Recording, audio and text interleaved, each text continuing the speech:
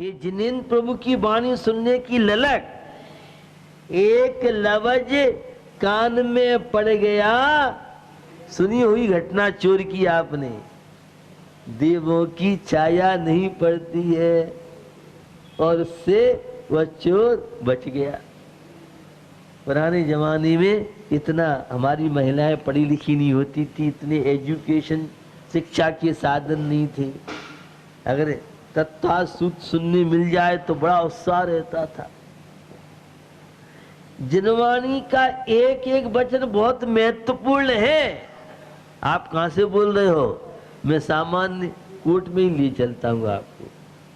सामान्य civil court, district और high court, supreme court तो ले चलूं, और उसमें पंक्तियां, जन्म जरा मृत क्षय करे, हरे कुने जल रीत, भव सागर सोले तेरे पूजो जिन बचे प्री। जिनवाणी का सुनना पढ़ना, इनमें रुचि होना, ये निकट भव्यात्माओं की उसमें होती है। अन्यथा धर्म की बात कहीं करो तो लोगों को स्वाद नहीं है, सुनने तैयार नहीं होते। लेकिन आज भी बहुत लोग हैं जो जनवाणी सुनना पसंद करते हैं, जनवाणी में रुचि है। धर्म में इस कलयुग में रुचि बनना बहुत मुश्किल है। और एक बात और हमेशा कहता रहता हूँ, वो बात ये है कि आजकल धर्म के प्रति अनास्था के कारण तो पग पग पे मिलेंगे, और धर्म में आस्था अपनी जमाना और दूसरों की आस्था रखना बहुत कठिन कार्य है। वहाँ ऐसा हो गया, अभी धर्मात्मा ऐसे हैं, वो ऐसा हो गया, उस मंदिर में चोरी हो गई। जब भगवान अपने आप की रक्षा नहीं कर सकते तो हमारी क्या रक्षा करेंगे? क्या रखा है मंदिरों में? ये आज के युवा युवती बच्चे कहते मिलेंगे आपको। मंदिर में चोरी होना अलग विषय है और धर्म एक अलग विषय है। धर्मात्मा सब एक से नहीं होते हैं, पांचों उंगली एक सी नहीं होती है, और कलयुग का अपना प्रभाव है। लेकिन आज भी एक से एक तपस्वी साधु, साधना करने वाले साधु मिलेंगे, आज भी एक से एक धार्मिक लोग मिलेंगे, और आज भी श्रद्धा आस्था के बल पर लोग संबर और निजरा का। तो जन्म जरा मृत क्षय करे, ये जनवाणी कैसी है? जो जन्म के कष्ट हैं, मरण के कष्ट हैं, ये भगवान बुढ़ापा किसी को नहीं दे। जवानी सबको अच्छी लगती है और काम सब बुढ़ापे ही करते हैं। जवानी अच्छी लगती है तो जवान बनने काम करो, केवल ज्ञानी बन जाओ, गारंटी का सौदा है, कभी बुढ़ापा नहीं आएगा आपका। धर्म की ही तो महिमा है। तो जन्म जरा मृत्यु क्षय करे, जन्म मृत्यु और बुढ़ापे के कष्टों से जनवाणी के द्वारा बच सकते हैं। अगर जनवाणी नहीं होती तो मोक्ष मार्ग, ये धर्म ध्यान, ये पंच परमेष्टि, और किस तरह से हम संसार के दुखों से छूट सकते हैं। हमारे तीर्थंकरों तो उपकार किया। तीर्थंकर तो आज साक्षात्कार नहीं है, लेकिन हमारे आचार्यों ने हजारों वर्ष पहले जो ग्रंथ लिख के चले गए, आज उसकी वजह से जीव अजीव, आश्रव, बंध, संबर, निजरा, मोक्ष, ये 7 तत्व, 6 द्रव्य, जीव, पुद्गल, धर्म, अधर्म, आकाश, काल, और 5 अस्तिकाय, काल द्रव्य हटा दो तो अस्तिकाय हो गए, और 7 तत्वों में पुण्य और पाप लगा दो, 9 पदार्थ हो गए। पूरे जनागम में 7 तत्व, 9 पदार्थ, 5 अस्तिकाय और 6 द्रव्य, इन्हीं का विस्तार है। मेरी आत्मा अजर अमर शाश्वत है, यह समय सार में कुंद कुंद स्वामी से पढ़ा है। हमने रत्नखंड श्रावकाचार्य के माध्यम से जाना है कि सकल संयम और देश संयम, भले ही आज मोक्ष नहीं है लेकिन मोक्ष मार्ग तो आज चल रहा है। तो भैया जिनागम को रुचि हो जाए और रुचि होने के बाद स्यादवाद अनेकांतात्मक शैली से सुनने के लिए मिलना मुश्किल है। बड़े चक्करी चक्कर है, जहां देखो वहीं काई काई है, जहां देखो वहीं फिसलन फिसलन है। किसी ने निश्चय ने पकड़ लिया, किसी ने व्यवहार ने पकड़ लिया। आत्मा तो शुद्ध बुद्ध निरंजन निर्विकार, बिना नए की अपेक्षा के सर्वथा मानना, वो अभी जनवाणी पढ़ रहा है लेकिन जनवाणी का मिसयूज कर रहा है। या कोई लगा है क्रिया कांड में, आत्मा की सुध बुध नहीं और बाही क्रिया कांड में उलझा रहता है।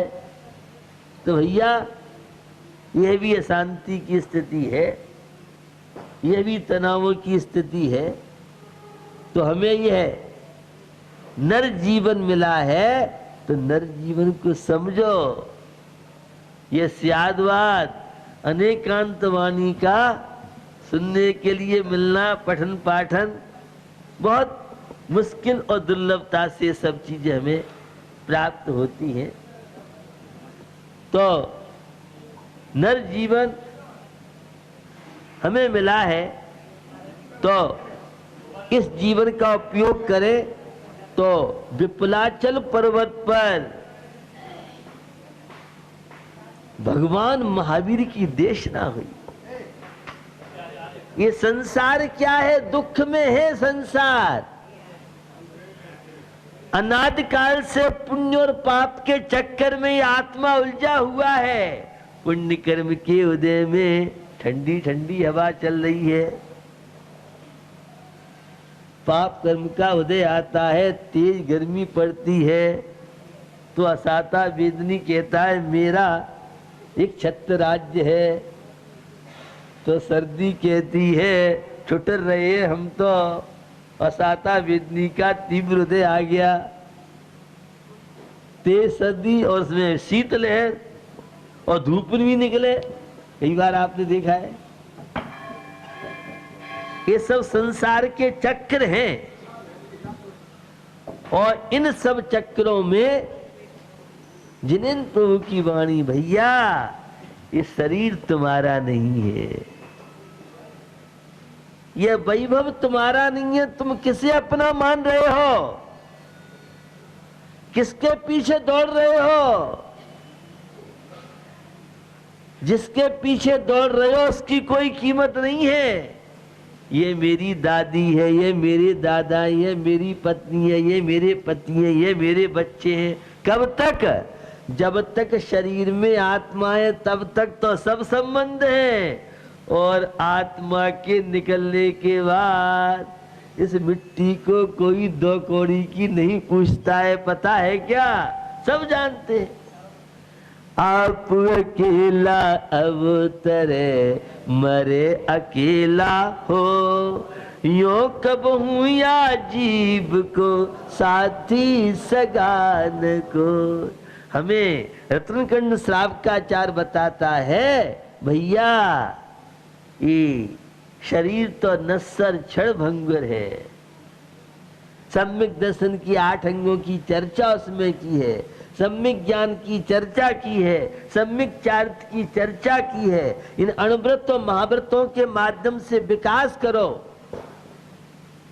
ये पुण्य पाप से हटकर के भी एक चीज है और वह है शुद्धोपयोग, शुद्धात्मानुभूति, जहां न पुण्य है न पाप है। लेकिन प्रारंभिक दशा में पाप क्रियाएं बुद्धि पूर्वक छोड़ी जाती है और पुण्य क्रियाएं छोड़ी नहीं जाती हैं, छूट जाती है। तो जिनेन्द्र प्रभु की वाणी की बड़ी महिमा है। हमें तो उसके प्रति बहुमान अभी बना ही नहीं है हमारा। पहले लोगों के अंदर श्रद्धा अटूट हुआ करती थी। आजकल तो तार्किक युग है। हम भी बड़े बड़े वैज्ञानिकों के बीच में बैठते हैं भोपाल के कोर्ट हाई कोर्ट में मुझे जाने का मौका मिल गया। कोई मैंने अपराध नहीं किया था, मैं संबोधन के लिए गया था भोपाल कोर्ट में। तो एक से एक तार्किक लोग होते हैं। मेडिकल कॉलेज में हम लोग बैठते हैं, वहां तिजारा जैसे धर्मात्मा नहीं मिलेंगे हमें, गाजियाबाद जैसे। वहां तो जरा से चूक जाए तो वहां शूटिंगबाजी हो जाए। कई बार मैंने आपसे बात की, 91 जेलों में हमें अपराधियों के बीच में कशाफ जैसे ताज होटल आया, 700 लोग एक व्यक्ति की सुरक्षा के लिए थे और 30 करोड़ से ऊपर मेरा जब प्रवचन हुआ आर्थ जेल बंबई में, उस समय तक 30 करोड़ तो सरकार खर्च हो गया था एक अपराधी की सुरक्षा के लिए। ये कहीं आत्महत्या निकल ले, नहीं तो सारा दस्तावेज इसी के साथ चले जाएंगे। वो सब राजनीति की बातें है। आपको ये बताना चाह रहा हूं कि यह जिनवाणी का पठन पाठन, ये संसार की दशा अगर समझ में आ जाए तो शांति ही शांति है। बंधु, उस शांति के लिए पहला फार्मूला है मन की शांति के लिए, वह फार्मूला है किसी के काम में तब तक दखल न दे जब तक आपसे पूछा न जाए। आजकल फ्री की सलाह देने वाले बहुत मिलेंगे आपको। कोई भी आएगा आपके मकान में, आपके गेट में, आपकी खिड़की, और बेचारा हो गया परेशान। वो तो एक बहम का बारिश डाल दो और उसकी सारी शांति भंग। भैया फ्री की सलाह मत लो किसी की। वकील कहता पहले लिफाफा रखो, बाद में बात करना। तुम्हारा भरोसा नहीं है, तुम दोगे कि नहीं दोगे। तो जब तक कोई नहीं पूछे हमें सलाह नहीं देना चाहिए। आजकल सलाह देने वाले बहुत मिल जाते हैं और फ्री की सलाह बहुत खतरनाक है। तो जब तक कोई नहीं पूछे हमें बीच में चौधरी नहीं बनना चाहिए। समझे? चौधरी कोई भी चीज है, तुमने कलश ऐसा कर दिया तो अभिषेक कर दिया, तुमने ये कर दिया, पूजा ऐसा नहीं वैसे करो। माने अपने पूजा भक्ति के परिणाम तो एक तरफ रहे और दूसरों को देखते रहेंगे। वो ऐसा है, वो ऐसा है। क्या मतलब? एक उंगली कहती है अमुक ऐसा है, 3 कहती है अरे मिस्टर तुम अपने आप से तो बात करो, तुम कैसे हो, तुम तो दूध के धुले हो। भैया वे पंक्तियां आप सबने पढ़ी है, ताजी कर देता हूं। बुरा जो देखन में चला बुरा न मिलिया को, जो दिल खोजा अपना मुझसे बुरा न कोई। दूसरे के तो जरा से दोष दिखते हैं और अपने अंदर सुमेरु पर्वत जैसे दोष वे दिखते नहीं है। जिनवाणी कहती है भैया अंतरात्मा बन, सम्यक दृष्टि बन, 7 तत्वों को समझ, द्रव्य गुण पर्याय को समझ। तेरा आत्मा तो एक चैतन्य आत्मा है। तो आज विप्लाचल पर्वत पर भगवान महावीर की देशना हुई। हित की बात, संसार के दुखों से कैसे बचोगे? तेरा मेरी करते रहोगे। ये 5 इंद्रियों के विषयों में सुख नहीं है, ये भोगों में सुख नहीं है, ये माया में सुख नहीं है। अगर इन्हीं में सुख होता तो महावीर स्वामी के घर में क्या कमी थी? शायद खाने पीने नहीं होगा, ऐसे साधु नहीं होंगे वे। अरे वे तो राजकुमार थे। वे पंक्तियां आपको याद दिला देता हूं। जब महावीर जंगल की ओर जा रहे थे राजपाट छोड़ करके, सिद्धार्थ नृप समझाते यो, बेटा तुम बन को जाते क्यों? क्या घर में है कुछ कमी हमें बतलाना, समझाया वीर न माना, चल दिया छोड़ घर बार, कुटुंब परिवार धार मुनि बाना, समझाया वीर न माना। महावीर के घर में कमी नहीं थी वैभव की, लेकिन वे जानते थे इस वैभव में सुख शांति नहीं है। आज वैभव है और पाप कर्म का उदय आ जाए तो वैभव संपत्ति विपत्ति के बदलने में टाइम नहीं लगता है, पैसा आने में तो टाइम लगता है।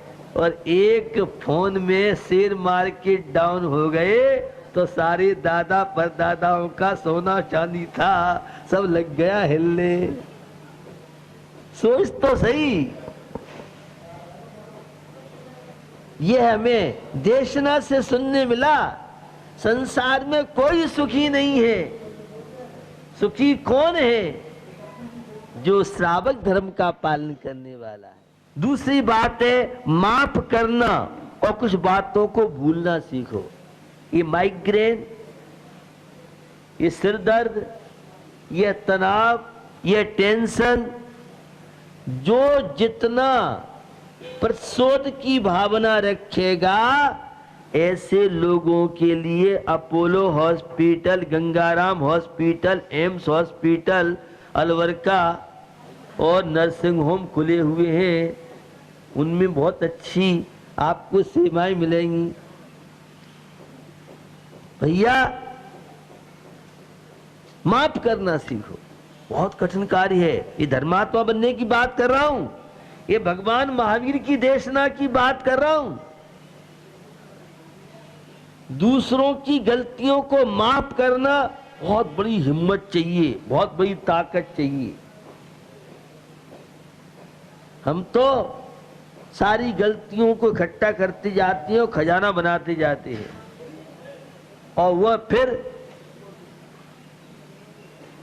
या तो फांसी के फंदे पर लटकता है, या सुसाइड करता है, या और बहुत तरह के विकल्पों में रहता है।